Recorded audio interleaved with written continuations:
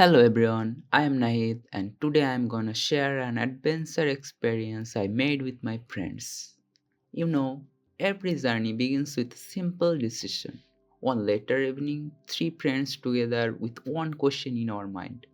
What if we start a adventure together? So we decided to play co-op games where the teamwork matters the most. And the choice was obvious. It was Minecraft.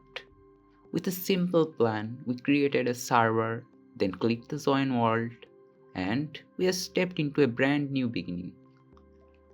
In the game, we spawned beside a large ocean where we can see the waves were reflecting in the sky like a mirror. For a moment, everything felt like peaceful and untouched. With no armor and no tools, where we were just three players standing at the edge of the world, knowing that our survival starts now. Not far from the shoreline, we spotted a forest, tall trees, dense leaves, and most important, our big opportunity. You know, the first rule of Minecraft is to punch the wood. So we did the same thing.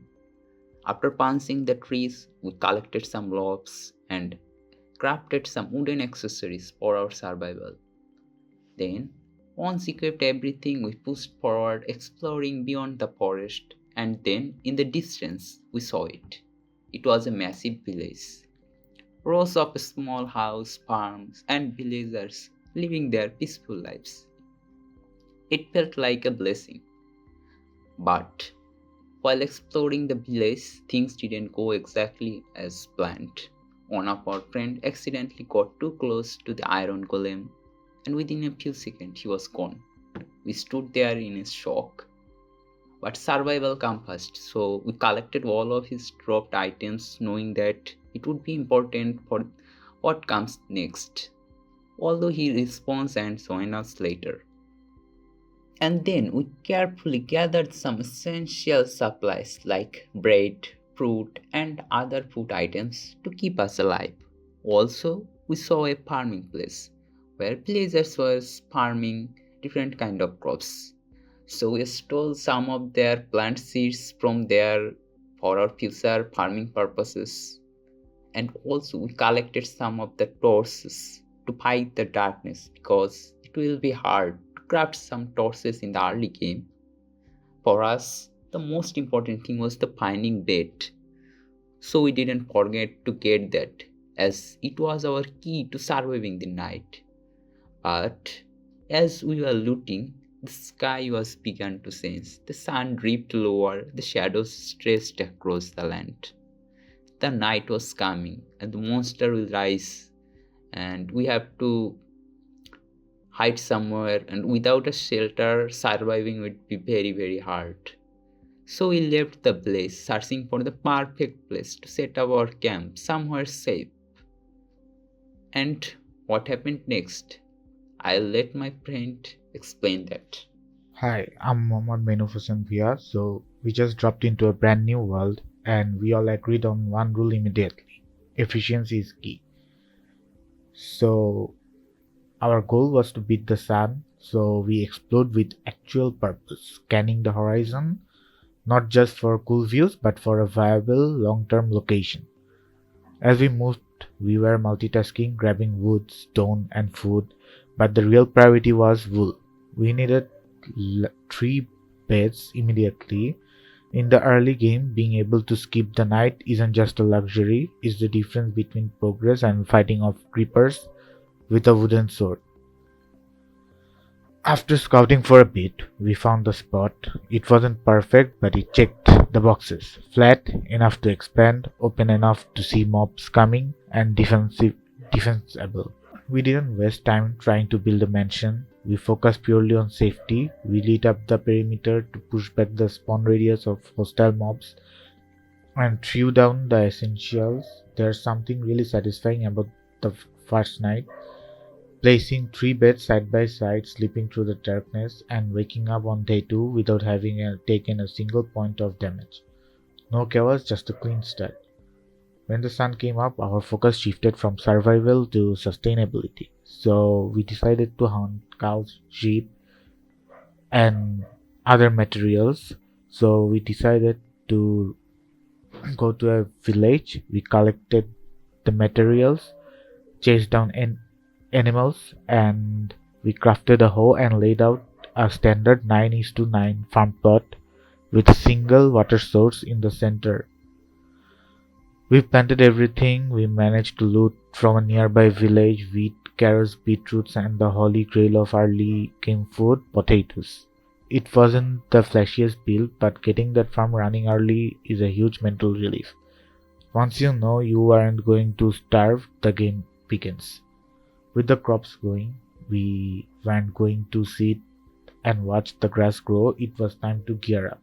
We crafted fresh pickaxes and started the dig. We took it slow, staircasing down carefully. You have to pay attention to every block break at this stage. One wrong move and you drop into the lava pool or something worse. The sounds changed, the music shifted and finally broke through stone into open air. We hit our first cave system. It didn't take long for the welcome committee to show up. A zombie caught us off guard and around the corner, but we handled it. As we pushed deeper, the cave opened up and we saw lava flowing down one of the jet paths. Now, early game lava is basically a game over screen waiting to happen, so we played it smart and took the safer route. That decision paid off. One of us spotted blue flakes in the wall, lapis lazuli. Seeing the lapis is a great feeling. It means you are at the right depth of our diamond and you are already prepping for enchantments later on. We minded, feeling like we were finally getting some momentum. We decided to push just a little bit deeper, hoping for that one big find to kickstart the server. And what we found next, well, I'll let my other teammate explain that. Hello, I am Naushin Nawal. As we continued mining deeper into the cave, our patience was finally rewarded. One after another, we began discovering valuable resources hidden beneath the stone. Iron appeared first, then gold and redstone, and after digging a little more, we found what we were hoping for the most, the diamonds. Seeing those blue blocks deep underground was a moment of pure excitement. We carefully mined every valuable ore we could find, making sure nothing was wasted. Knowing how important these resources would be for our future progress. Once our inventories were full, we decided it was time to head back to our camp. The journey back up felt longer than expected. And that is when we realized something important. While we were deep inside the cave, time had passed without us noticing important. Under the ground, it was almost impossible to tell whether it's a day or a night on that surface. By the time we are finally returned and night had already fallen. Luckily, our camp was safe, and after a long day of mining, we went to sleep and enjoyed a calm and peaceful night. The next morning, we woke up feeling refreshed and more confident than before. Then we talked about what we had achieved over the last 2 days and realized that we had been surviving without a proper house the entire time. So we made a new plan, and that was to build a home, not just a shelter, but a real house. We decided on a white color design, which meant we needed concrete and dye. Once again, we split up and went searching for the necessary resources. After gathering everything we needed, construction began. Slowly, block by block, the idea started to take shape. Walls went up, the structure became clearer, and the idea we had in our mind slowly turned into reality. While building, we noticed something was missing. A house didn't feel complete without windows. So one of us went out to collect sand, smelted it in a furnace, and crafted glass for the windows. Once the glass was placed, the house finally felt alive. After all the hard work, we stepped back and looked at what we had built together. From spawning near the ocean with nothing to mining deep underground, surviving nights, and now standing in front of our own home, the journey felt truly rewarding.